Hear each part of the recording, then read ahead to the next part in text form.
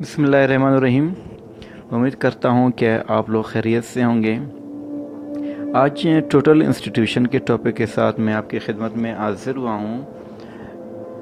ये टॉपिक अक्सर लेक्चरर के या सोशियोलॉजी से रिलेटेड जो दूसरे एग्ज़ाम्स होते हैं उनमें देखा गया है कि ये सवाल अक्सर औकात आता रहता है, तो इसीलिए आज मैंने टोटल इंस्टीट्यूशन को सिलेक्ट किया है। टोटल इंस्टीट्यूशन इरविंग गोफमैन ने 1961 यानी 1961 में इस टर्म को इंट्रोड्यूस करवाया। वो कहता है कि a setting in which people are isolated from the rest of society and manipulated by an administrative staff। ये जो टोटल इंस्टीट्यूशन होता है कि ये एक ऐसा सेटिंग है जिसमें जो सोसाइटी के अंदर कुछ लोग या कुछ स्पेसिफिक लोग जो टोटल इंस्टीट्यूशन का हिस्सा होते हैं उन्हें बाकायदा एक एडमिनिस्ट्रेटिव और स्टैंडर्डाइज सिस्टम के तहत उनकी तरबियत की जाती है, उनकी रीसोशलाइजेशन की जाती है। इरविंग गोफमैन ने जो टोटल इंस्टीट्यूशन के 3 कैरेक्टरिस्टिक्स बताए हैं। पहला ये है कि staff members supervise all aspects of daily life of inmates including when and where resident eat, sleep and work. यानी इरविंग गोफमैन कहता है कि जो मेंबर्स होते हैं टोटल इंस्टीट्यूशन के अंदर उनको बाकायदा इंस्टीट्यूशन के जो मेंबर्स हैं या उनका जो स्टाफ है वो उनको बाकायदा सुपरवाइज़ करता है। वो कैदी या वो मरीज़ जो टोटल इंस्टीट्यूशन के अंदर होते हैं उनको बाकायदा सुपरवाइज़ किया जाता है कि कब और कहाँ उनको रहना है, होना है, क्या खाना है, कब सोना है और कब कोई एक्टिविटी करना है या कोई वर्क करना है। दूसरा कैरेक्टरिस्टिक है life in total institution is total controlled and standardised with the same food, uniform and activities for everyone.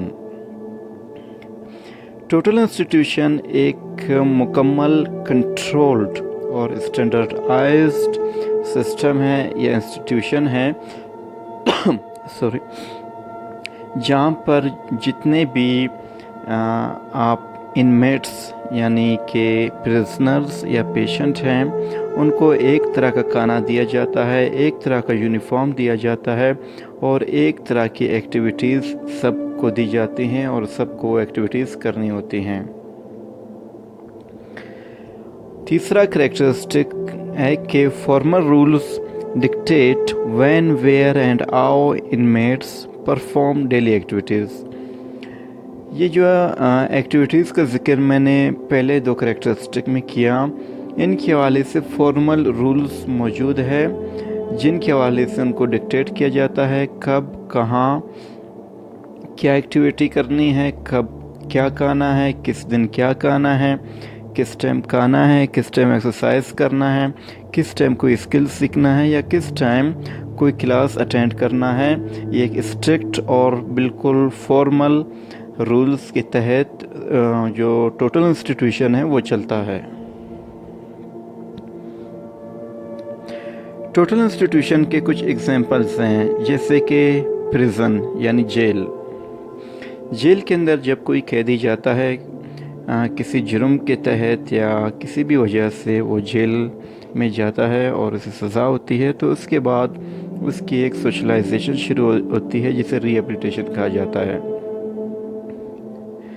इस दौरान वो बाकायदा एक स्टैंडर्ड सिस्टम के तहत अपनी ज़िंदगी गुजारता है जहाँ उसकी कोई मर्ज़ी नहीं होती बल्कि जो जेलर है या सुपरवाइज़र है वो उनको कंट्रोल करता है। कुछ प्रिजनर्स, कुछ जो कैदी हैं या प्रिजनर्स हैं ان کو اسکلز سکھائے جاتے ہیں، ان کی کلاسز لی جاتی ہیں تاکہ وہ جب جیل سے نکلیں تو ایک ہنر کے ساتھ نکلیں۔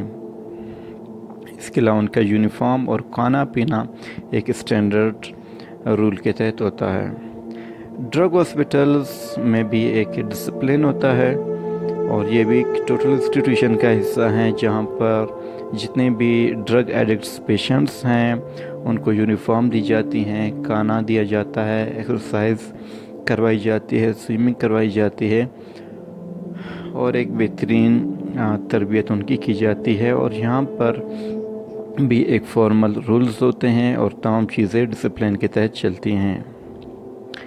ری ایبلیٹیشن کے حوالے سے آج کل خبروں میں یہ سوشل میڈیا پہ چل رہا ہے، وہ یہ ہے کہ چائنا کے اندر کچھ ایسے ٹوٹل انسٹیٹیوشن بنائے گئے ہیں جہاں پر ہزاروں مسلمانوں کو قید کر کئی سال تک ان کی سوشلائزیشن کی جاتی ہے، اور چائنیز اپنے گورنمنٹ کے چند اصولوں کے مطابق ان کی جو ری سوشلائزیشن کر رہے ہیں وہ یہ سمجھتے ہیں کہ وہ مسلمان جو اپنے دین کے مطابق چل رہے ہیں وہ غلط ہیں، لہٰذا چائنا کی جو ایتھیسٹ اپروچ ہے اس کے مطابق ان کی تربیت کی جا رہی ہے تاکہ یہ لوگ مذہب سے ہٹ جائیں اور چائنیز حکومت کے لیے کوئی مذہبی ٹینشن پیدا نہ ہو۔ یہ ایک چھوٹا سوال تھا اور میں نے کوشش کی کہ کم وقت میں آپ کو کمپریہنسو انداز سے سمجھاؤں۔ امید کرتا ہوں کہ میں اپنی کوشش میں کامیاب ہو گیا ہوں۔ اگر آپ